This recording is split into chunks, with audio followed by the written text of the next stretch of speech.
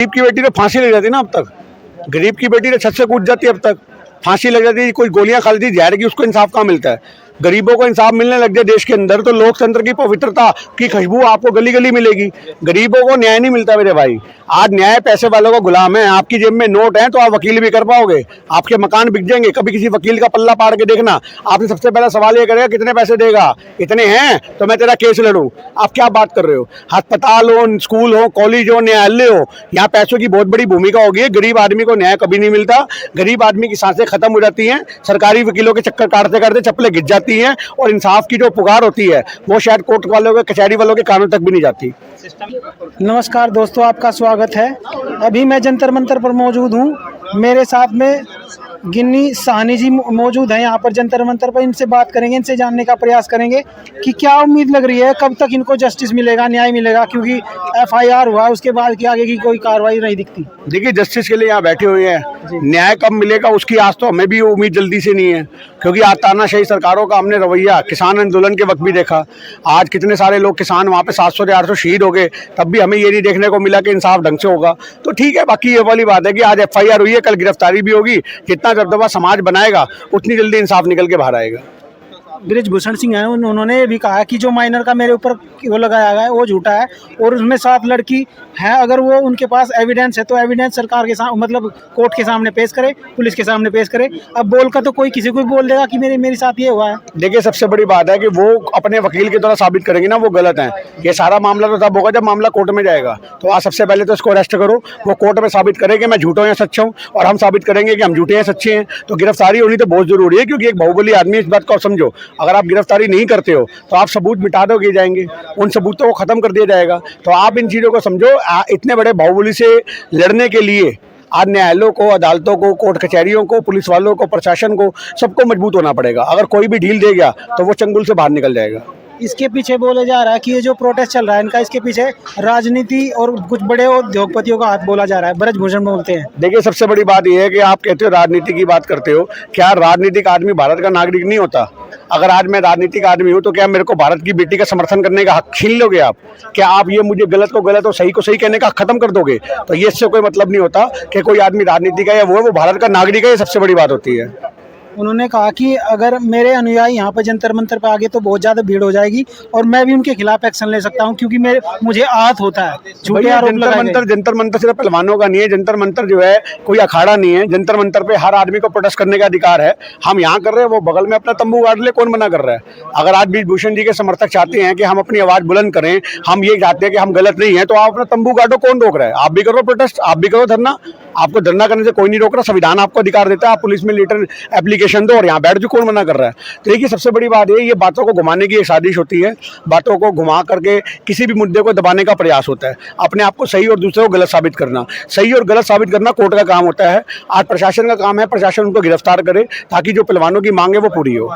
Last में ये बताइए, बृजभूषण ये भी बोलते हैं कि इनका जो है, मैं कुश्ती महासंघ के पद से इस्तीफा दे दूंगा, पर ये जो वो कर रही हैं एक मतलब अपनी फैमिली को इन्वॉल्व करके उस पद को लेना चाहते हैं, ये बोल रहे हैं। देखिए, आज सबसे बड़ी बात यह है कि आज उसकी एक चुनावी प्रक्रिया होती है। आज इनकी फैमिली ले, बृजभूषण की फैमिली ले, वो चुनावी प्रक्रिया तय करेगी ना। जिस एक आप समझो कुश्ती संघ के अंदर भी चुनाव रखे गए हैं, 12 साल के लिए चुनाव होता है, तो चुनावी प्रक्रिया के माध्यम से जो जीत जाएगा वो बन जाएगा। इसकी तो लड़ाई नहीं है। लड़ाई तो यहाँ पे इंसाफ की हो रही है। कुश्ती संघ का तो कोई रोल ही नहीं है यहाँ पे। तो कुश्ती संघ को जबरदस्ती बीच में डाल करके मुद्दों को डाइवर्ट करना, ये हो रहा है हमारे देश के अंदर। तो वो कहा कि अगर मोदी जी और अमित शाह जी मुझे बोल देंगे तो मैं इस्तीफा दे दूंगा। तो क्या एक जेपी नड्डा, उनको मतलब कानून रूप से, जो संवैधानिक रूप से उनको इस्तीफा देना चाहिए, उनको क्यों बोल रहे हैं कि मुझे मोदी जी बोल? देखिए, ना तो मोदी जी कहेंगे ना इस्तीफा होगा, आप समझो। ना कहने का मतलब है नो मन तेल होगा ना राधा नाचेगी। ये तो वो वाली बात कर रहे हैं। तो आज आप इस चीज को यहाँ से तोलो कि मोदी जी क्यों बोलेंगे। अगर मोदी जी अपने बंदे को आरोपी मानेंगे तो बोलेंगे ना, तो मोदी जी तो कभी नहीं कहेंगे। ये तो आज जनता को चाहिए, भारत की जनता को चाहिए कि एकजुट होकर के दबाव बनाए ताकि प्रशासन उनके खिलाफ कार्रवाई करे।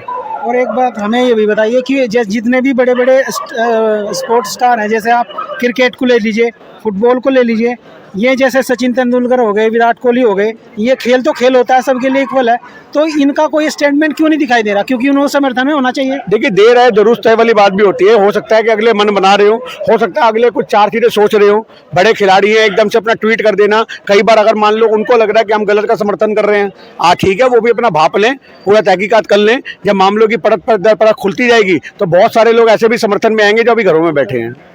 टाइम क्यों लग रहा है? मतलब ये टाइम क्यों लगता जा रहा है? क्योंकि इतना बड़ा संगीन आरोप है, इसके खिलाफ तो एकदम जेल होती है। तो कुछ बड़े चेहरे हैं, ये देश के लिए बड़े बड़े पदक जीत के हैं, इंटरनेशनल स्तर पे इन्होंने देश का नाम रोशन किया है, देश का झंडा गाड़ा है। तो इन्हें भी अगर इतना वक्त लग रहा है, जो एक गरीब की बेटी होगी इस तरह घटना उसके साथ, तो फिर क्या होगा देश? गरीब की बेटी तो फांसी लग जाती ना अब तक। गरीब की बेटी तो छत से कूद जाती है, अब तक फांसी लग जाती है। कोई गोलियां खा लेती जहर की, उसको इंसाफ कहाँ मिलता है? गरीबों को इंसाफ मिलने लग जाए देश के अंदर तो लोकतंत्र की पवित्रता की खुशबू आपको गली गली मिलेगी। गरीबों को न्याय नहीं मिलता मेरे भाई। आज न्याय पैसे वालों का गुलाम है। आपकी जेब में नोट है तो आप वकील भी कर पाओगे, आपके मकान बिक जाएंगे। कभी किसी वकील का पल्ला पाड़ के देखना, आपसे सबसे पहला सवाल ये करेगा कितने पैसे देगा, इतने हैं तो मैं तेरा केस लड़ूं। आप क्या बात कर रहे हो? अस्पताल हो, स्कूल हो, कॉलेज हो, न्यायालय हो, यहाँ पैसों की बहुत बड़ी भूमिका होगी। गरीब आदमी को न्याय कभी नहीं मिलता। गरीब आदमी की सांसें खत्म हो जाती हैं, सरकारी वकीलों के चक्कर काटते काटते चप्पलें गिर जाती हैं, और इंसाफ की जो पुकार होती है वो शायद कोर्ट वालों के, कचहरी वालों के कानों तक भी नहीं जाती। नहीं, अगर सिस्टम से चलेगा तो न्याय तो जरूर सिस्टम तो भैया, सिस्टम चलाने वाले लोग खराब है, सिस्टम तो खराब अपने आप हो जाएगा। जब हमारे देश के मंत्री, जब हमारे देश के मंत्रालय से आप न्याय की उम्मीद करते हो, वो आपको बाहर निकल के नहीं आएंगे। तो सिस्टम का गला तो बहुत पहले से घोटा जा चुका है। आज लोकतंत्र, मेरी बात समझो, लोकतंत्र की बातें करना, संविधान की बातें करना, ये कुछ किताबी बातें रह चुकी हैं जो आज सही मायने में जमीनी तौर पर आपको नजर नहीं आती। आज जरूर है कि हम लोकतंत्र के लिए आवाज उठा रहे हैं, लोकतंत्र के लिए आप लड़ाई लड़ रहे हैं, पर सही मायने में लोकतंत्र को दबाने का प्रयास अगर कोई कर रहा है तो वो सरकार ही कर रही है। सिस्टम को सही करने के लिए कुछ क्या कदम उठाने पड़ेंगे? देखिए, सिस्टम को सही करने के लिए जनता को एकजुट होना पड़ेगा, जनता को बाहर निकलना पड़ेगा। आज बहुत सारी बहन बेटियां ऐसी जिनको आज तक इंसाफ नहीं मिला, जो अपने घरों में बैठी हैं, अगर वो निकल करके बाहर आ जाएंगी तो आज ये एक आवाज मजबूत हो जाएगी। आज ये 2-3 बेटियों की आवाज नहीं है, ये हिंदुस्तान की आवाज बननी चाहिए। हिंदुस्तान के गाँव गाँव से लोगों को निकलना चाहिए जो प्रताड़ित हैं, जिनका शोषण हुआ है। आज उनको एक मौका मिला है, प्लेटफॉर्म मिला है। आज तक किसी नारी की आवाज इतने बड़े लेवल तक बुलंद तरीके से किसी ने नहीं उठाई। तो आज ये आंदोलन जो नारियों ने खड़ा किया है, उसको नारियां ही समर्थन देंगी, तभी वो आंदोलन अपने अंजाम तक पहुंचेगा और लोगों को घर से निकलना चाहिए। बहन बेटियों को आना चाहिए। कितनी बहन बेटियां कहती है मेरे साथ ये हुआ, मेरे साथ वो हुआ, उस समय उनकी कोई सुनने वाला नहीं होता, पर आज उनकी आवाज को यहाँ बुलंद किया जा रहा है। ये सिर्फ खिलाड़ियों का आंदोलन नहीं है, ये आज बलात्कार से पीड़ित शोषित वर्ग की हर एक बेटी उनकी आवाज बन चुकी है। तो उनकी आवाज को मजबूत करने के लिए बहन बेटियों को यहाँ पे आना चाहिए। विपक्ष अगर हो तो उसके खिलाफ तो बहुत तेजी के साथ कार्रवाई कर रही है सरकार। देखिए, विपक्ष के खिलाफ ही तो कार्रवाई होती है, जिसकी लाठी उसकी भैंस। आप ही के सवाल में आपका जवाब है, जिसकी लाठी उसकी भैंस। आज जब सीधी सी बात है कि अगर विपक्ष के हाथ में पावर आएगी तो इनके भी रगड़े जाएंगे। ये सोच रहे कि रगड़े नहीं जाएंगे, ये तो वक्त वक्त की बात है भैया। आज तेरा कल दूसरों का भी होगा।